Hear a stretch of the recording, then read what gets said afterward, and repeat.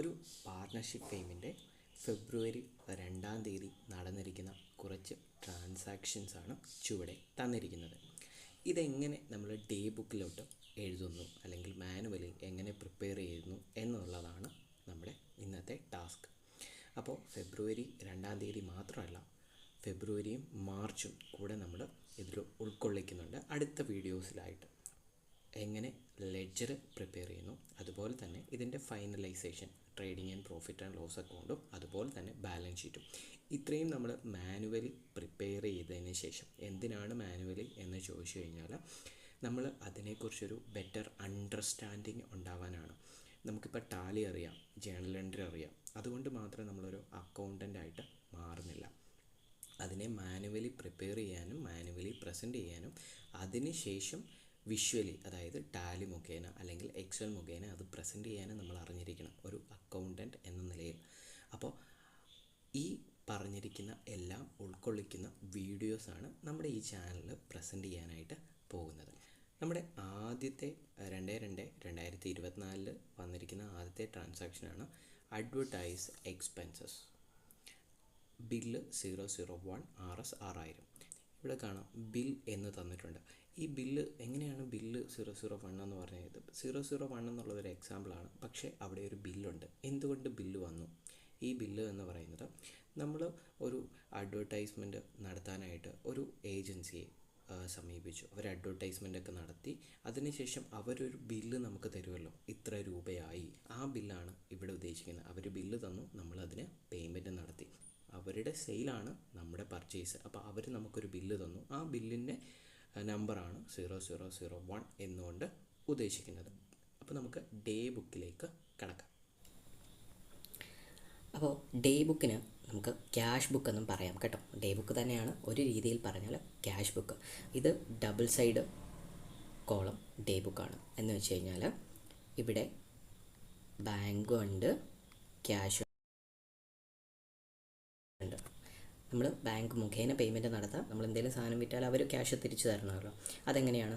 Cash മുഖേനയും പൈസ കയ്യിലും തരാം, അല്ലെങ്കിൽ നേരിട്ട് നമ്മുടെ അക്കൗണ്ടിലേക്ക് ഇടാനായിരിക്കും. അപ്പോൾ അതുകൊണ്ടാണ് ഡബിൾ കോളം ക്യാഷ് ബുക്ക്. ബാങ്കും ഉണ്ട്, ക്യാഷും ഉണ്ട്.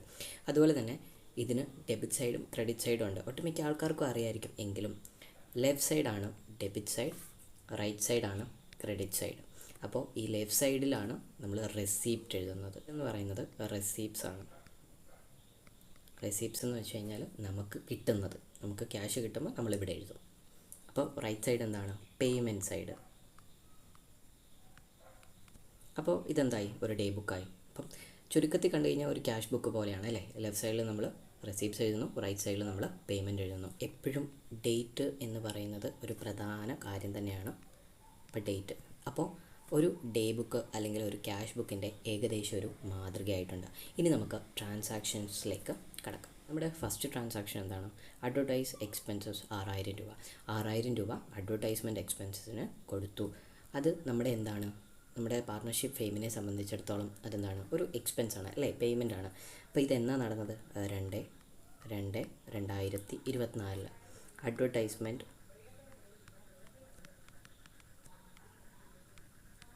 Expenses bill 0001 rupees. എത്രയാണ്? 6000 രൂപയാണ്. 6000 രൂപ എങ്ങനെയാണ് തന്നെ? ക്യാഷാണ് തന്നത് അല്ലേ? ബാങ്കായിട്ടല്ലല്ലോ. ബാങ്കായിട്ടാണെങ്കിൽ നമുക്കൊരു ഏത് ബാങ്കാന്ന് പറയും. അതുപോലെ തന്നെ ഒരു ചെക്ക് നമ്പറും കാണും, അല്ലെങ്കിൽ ഇനി ഗൂഗിൾ പേ ആണെങ്കിൽ GPay എന്നും കാണും. അപ്പോൾ നമുക്കിതെങ്ങനെയാണ് തന്നെ? ക്യാഷ് ആയിട്ടാണ്. അപ്പോൾ നമ്മൾ ക്യാഷ് കോളത്തിൽ 6000 രൂപ, നമ്മൾ 6000 രൂപ അവർക്ക് ക്യാഷായിട്ട് കൊടുത്തു. അപ്പോൾ ഫസ്റ്റ് എൻട്രി കഴിഞ്ഞിട്ടുണ്ട്. ഇനി second entry, painting and name board RS 3500 രൂപ. പെയിൻറ്റിങ്ങിനും നെയിം ബോർഡിനുമായിട്ട് 3500 രൂപ കൊടുത്തു. നമ്മുടെ പാർട്ണർഷിപ്പ് ഫെയിമിന് ഒരു ബോർഡ് വേണമല്ലോ. ഇന്ന പാർട്ണർഷിപ്പ് ഫെയിമാണ്. ഇതിപ്പോൾ ഉദാഹരണം ABC പാർട്ണർഷിപ്പ് ഫേം. അപ്പോൾ അതിന് കളറൊക്കെ കൊടുത്ത് ഒരു ഡിസൈനൊക്കെ കൊടുത്ത് അതിനുള്ള പേയ്മെൻറ്റാണ് 3500 രൂപ കൊടുത്തിരിക്കുന്നത്. അപ്പോൾ അതും എന്താണ്? അതെന്താണ്? നമ്മുടെ പേയ്മെൻറ്റാണ്. അപ്പോൾ അതും പേയ്മെൻറ്റ് സൈഡിലോട്ട് സെയിം ഡേറ്റിൽ പെയിൻറ്റിങ് ആൻഡ് നെയിം ബോർഡ് എത്ര രൂപയാണ് വരുന്നത്? 500 രൂപ. നിങ്ങളൊരു കാര്യം ശ്രദ്ധിക്കുക, ഡേ ബുക്കിൽ എന്താണോ ട്രാൻസാക്ഷൻ അത് അതേപടി എഴുതണം. അല്ലാതെ ഷോർട്ട് ഫോം ഉപയോഗിക്കാൻ പാടില്ല. ഇപ്പോൾ എക്സ്പെൻഡിച്ചർ അല്ലെങ്കിൽ എക്സ്പെൻസസ്, ഈ XP ഇട്ടിട്ട് പോകരുത്. അത് ഫുള്ളായിട്ട് തന്നെ എഴുതണം. എക്സ്പെൻസസ് എന്ന് തന്നെ എഴുതണം. ഡേ ബുക്കിൻ്റെ പ്രോപ്പറായിട്ടുള്ള രീതിയാണത്. അത് വിട്ടു പോകരുത്. അപ്പോൾ നമ്മൾ രണ്ടാമത്തെ ട്രാൻസാക്ഷൻ എഴുതിയിട്ടുണ്ട്. ഇനി മൂന്നാമത്തെ transaction, tea and snacks office expenses 2500 രൂപ. അതെന്താണ്? ഓഫീസിലെ ആൾക്കാർക്ക് വേണ്ടിയിട്ട് ടീയും സ്നാക്സും അല്ലെങ്കിൽ നമ്മുടെ കസ്റ്റമേഴ്സിന് ടീയും സ്നാക്സും കൊടുത്തു. അതെന്താണ്? ഒരു ഓഫീസ് എക്സ്പെൻസസ് ആണ് 250 രൂപ. അതും പേയ്മെൻ്റ് ആണ്. അപ്പോൾ നമ്മൾ പേയ്മെൻറ്റ് സൈഡിൽ വരുന്നു. ഓഫീസ് എക്സ്പെൻസസ് ബ്രാക്കറ്റിൽ ടീ ആൻഡ് സ്നാക്സ് എത്ര രൂപയാണ്? 250 രൂപ.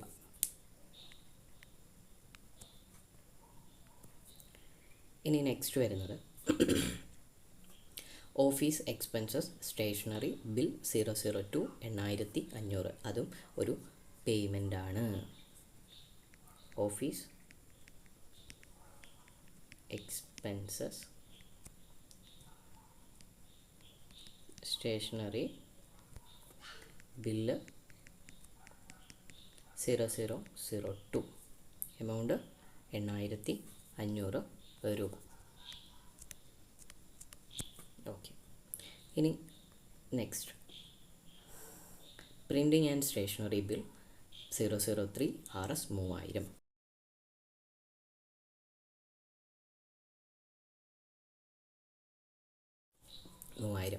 ഇനി പ്ലംബിംഗ് ചാർജസ് 4500.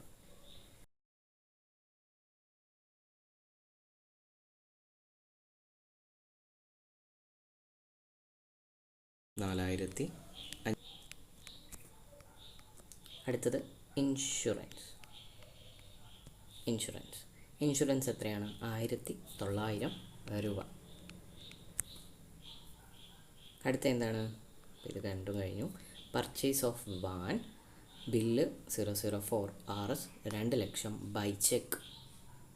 അല്ല, പർച്ചേസ് ഓഫ് വാൻ. അടുത്ത എന്താണ്? നമ്മളൊരു അസറ്റ് വാങ്ങി അല്ലേ? വാൻ എന്ന് പറയുന്നത് എന്താണ്? നമുക്കൊരു കമ്പനിക്ക് എന്താണ്? അതൊരു അസറ്റാണ്. അപ്പോൾ അതും എവിടോട്ടാണ് പോകുന്നത്? ഡേ ബുക്കിൽ പേയ്മെൻറ്റ് സൈഡിലാണ് പോകുന്നത്. അപ്പോൾ പർച്ചേസ് ഓഫ് വാൻ ബൈ എന്താണ്? ബൈ ചെക്കാണ്. ചെക്ക്. അപ്പോൾ ചെക്ക് ആയിട്ടാണെങ്കിൽ ചെക്കിന് ചെക്ക് നമ്പർ ഉണ്ടാവും. അത് നമ്മൾ ഡേ ബുക്കിൽ എഴുതണം. 114 005 114 005. ഇത് ചെക്ക് വഴിയാണെന്ന് പറഞ്ഞു. അപ്പോൾ നമ്മുടെ പേയ്മെൻറ്റ് എങ്ങനെയാണ് പോയേക്കുന്നത്? ചെക്ക് വഴിയാകുമ്പോൾ അതെവിടെ എഴുതണം? ബാങ്ക് കോളത്തിൽ എഴുതണം. അപ്പോൾ നമ്മളിവിടെ കൊടുത്തിട്ടുണ്ട്, ബാങ്കിനൊരു സെപ്പറേറ്റ് കോളം കൊടുത്തിട്ടുണ്ട്. എത്ര രൂപയാണ്? 2 ലക്ഷം രൂപ. ഓക്കെ, അപ്പോൾ അതെഴുതി അല്ലേ? ഇനി വെഹിക്കിൾ ടാക്സ് പെയ്ഡ്, 10 വർഷത്തേക്കുള്ള വെഹിക്കിൾ ടാക്സ് പെയ്ഡ് 4000 രൂപ. അപ്പോൾ അതും പേയ്മെൻ്റ് ആണ്.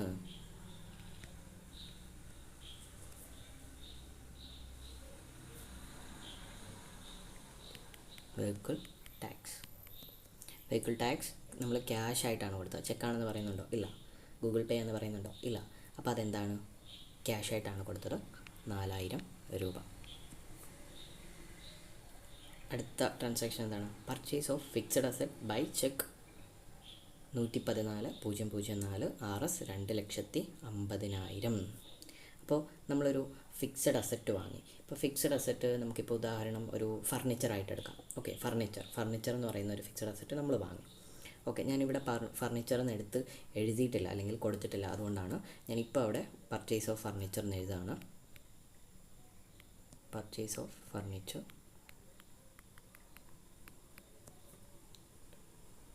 ബിൽ എത്രയാണ്? ബില്ലില്ല, നമുക്ക് ചെക്കാണ്. ചെക്ക് മാത്രമേ ഉള്ളൂ. ബില്ല് നമുക്ക് കിട്ടിയിട്ടില്ല. നമ്മൾ ചെക്ക് മുഖേന പൈസ കൊടുത്തു എന്ന് മാത്രമേ ഉള്ളൂ. അപ്പോൾ ബില്ല് നമുക്ക് കളയാം. ചെക്ക് ബൈ ചെക്ക് 114 004 ചെക്ക് മുഖേനയാണ് കൊടുത്തതെന്ന് പറഞ്ഞാൽ എത്ര രൂപയ്ക്കാണ് നമ്മളത് പർച്ചേസ് ചെയ്തത്? 2,50,000 രൂപ. ചെക്ക് മുഖേന ആയതുകൊണ്ട് അതെവിടെ പോവും? ബാങ്കിൻ്റെ കോളത്തിൽ പോവും, 2,50,000 രൂപ. അടുത്ത എന്താണ്? ഫോൺ കണക്ഷൻ ചാർജ് 5,000, അതും നമുക്ക് പേയ്മെൻ്റ് ആണ്. ഫോൺ കണക്ഷൻ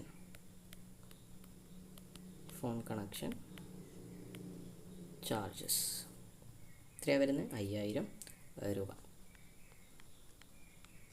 അപ്പോൾ 2-ാം തീയതി 2-ാം മാസം 2024 നമ്മുടെ പാർട്ണർഷിപ്പ് ഫേമിൽ വന്നിട്ടുള്ള കുറച്ച് എക്സ്പെൻസസ് ആണ് നമ്മൾ എടുത്തിട്ടുള്ളത്. അത് നമ്മൾ ഡേ ബുക്കിൽ പ്രസൻറ്റ് ചെയ്തിട്ടും ഉണ്ട്, കണ്ടല്ലോ.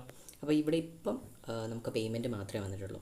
അന്നത്തെ ദിവസം നമുക്ക് റെസീപ്റ്റ്സ് ഒന്നും വന്നിട്ടില്ല, അതായത് സെയിൽസ് ഒന്നും നടന്നിട്ടില്ല എന്നുള്ളതാണ് ഈ ഒരു ദിവസം അല്ലെങ്കിൽ ഈ ഡേ ബുക്ക് കൊണ്ട് നമുക്ക് മനസ്സിലാക്കാൻ പറ്റുന്നത്. അതിൽ ക്യാഷ് ട്രാൻസാക്ഷൻസും ഉണ്ട്, ബാങ്ക് വഴി നടന്ന ട്രാൻസാക്ഷൻസും ഉണ്ട്. അപ്പോൾ ഇത് നമ്മളിനി എന്ത് ചെയ്യണം? ബാലൻസ് ചെയ്യണം, അല്ലെങ്കിൽ ക്യാരി ഫോർവേഡ് അല്ലെങ്കിൽ ബ്രോഡ് ഫോർവേഡ് ചെയ്യണം. നമ്മൾ ആദ്യം ചെയ്യുന്നത് ടോട്ടൽ, 2 സൈഡിലെയും ടോട്ടൽ കണ്ടുപിടിക്കുക. അത് കഴിഞ്ഞിട്ട് അതിൻ്റെ താഴെ ഓപ്പണിംഗ് ബാലൻസ്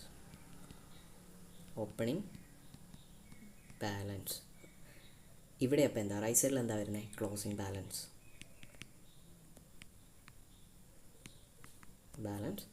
ഇനി ഗ്രാൻഡ് ടോട്ടൽ.